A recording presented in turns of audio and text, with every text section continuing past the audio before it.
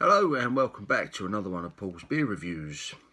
I'm going to do a lager for you, and I'm going to do a lager that I personally have joked about and lots of other people have joked about for a long time now, but I was asked to review it, so I went out to a supermarket to see if I could find just an individual can, and I managed to find one in the reduced section of a Morrison's supermarket. Can't believe I'm about to say this, but I'm going to review Carling. I haven't had this for a long time, and the reason I haven't had it for a long time is because the last time I drank it, I thought it was absolutely awful. And since I last drank it, I've really kind of delved into the craft beer scene and just better quality beer scene, to be honest. But it is amazing, at least to me, the amount of people that still drink this stuff. So, without any further ado, I'm going to get into it. So, Carling, original lager, Burton-on-Trent, Great Britain, founded 1840. This stuff is coming in at 4% ABVs in a 440ml can. Yeah, really bland marketing. It's not even trying to jump off the shelf, this one. Carling Lager, brewed in the UK. Molson Coors Brewing Company, so Coors own this now, do they? Okay, contains barley and wheat. And in terms of ingredients, that's all it says, but there's loads of health and safety and calories and shit like that listed on the can, but it says as little as possible about the beer. Right, yeah, this one is good until the end of October, so it's got a few months on it, so let's get it out of the can. I'm even putting it in an old beer glass I nicked from a pub years ago because it's got a good sort of nucleated point at the bottom. So I'm going to try and give this beer the best possible chance I can. I want to be fair. Like I say, I've not had this beer for a long time.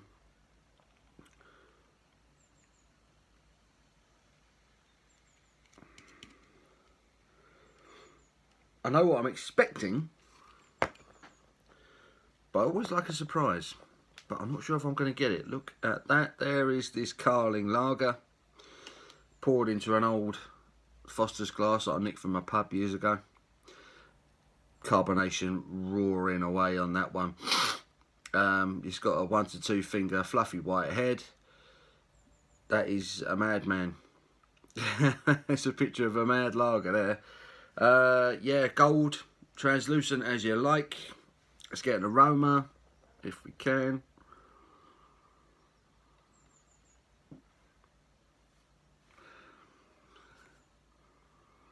Slightest kind of malty, sweet malty aroma. Bit of lemon peel maybe. Lemony malty kind of aroma. Not a lot else. Let's give it a taste. Cheers.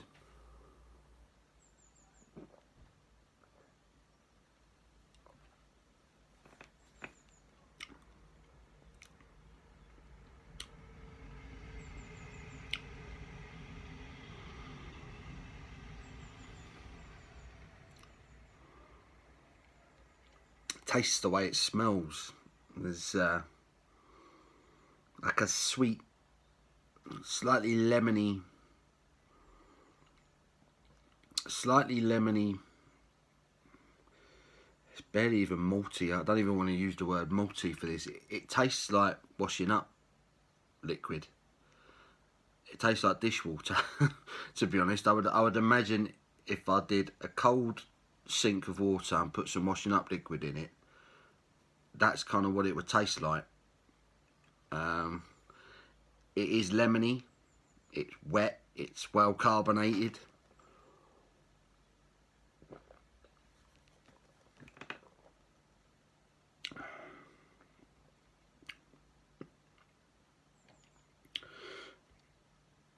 Obviously the carbonation levels are pretty high on this one to kind of throw around any flavour that's in there whatsoever. All I'm getting is a citrus, a slight citrus sweetness on it.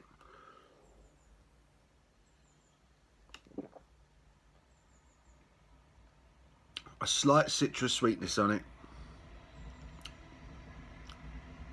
There is the tiniest little bit of kind of hoppy bitterness. I mean, it doesn't say anything about hops on it. It doesn't even say hop extract. You'd think they'd mention it, you know. There must be a full list of the ingredients that's gone into this beer, because they don't list them on the can. It literally just says barley and wheat, and I'm assuming that's just for allergy sufferers, you know. Excuse me, gassy, as you'd expect. It's a gassy lager. There's minimal taste in it.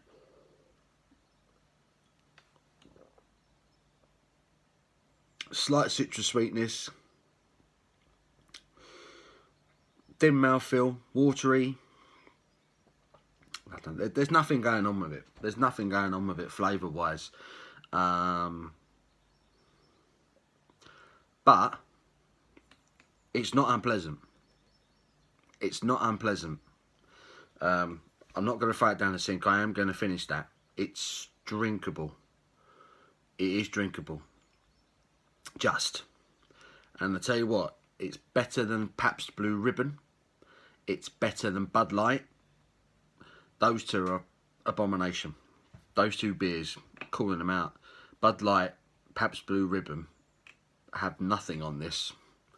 And that ain't saying much. It really ain't saying much. This is so minimalistic. It's untrue. I say there's... It's just not great. It's just not great. It's so minimalistic. But if you like it, you like it. I'm not saying it's unpleasant. It's certainly drinkable. There's a slight citrus sweetness to it.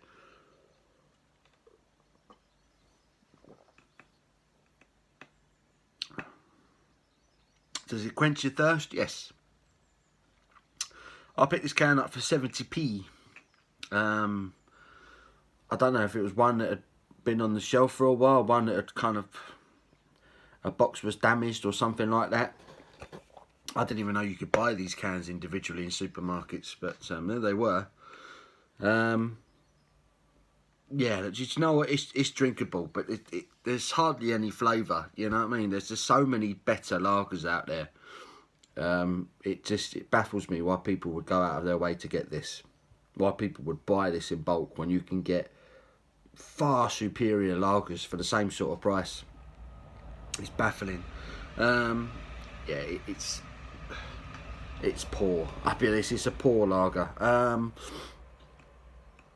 But it's not horrible, and it's better than others that I've already mentioned. I'm going to give this a 3.5 out of 10.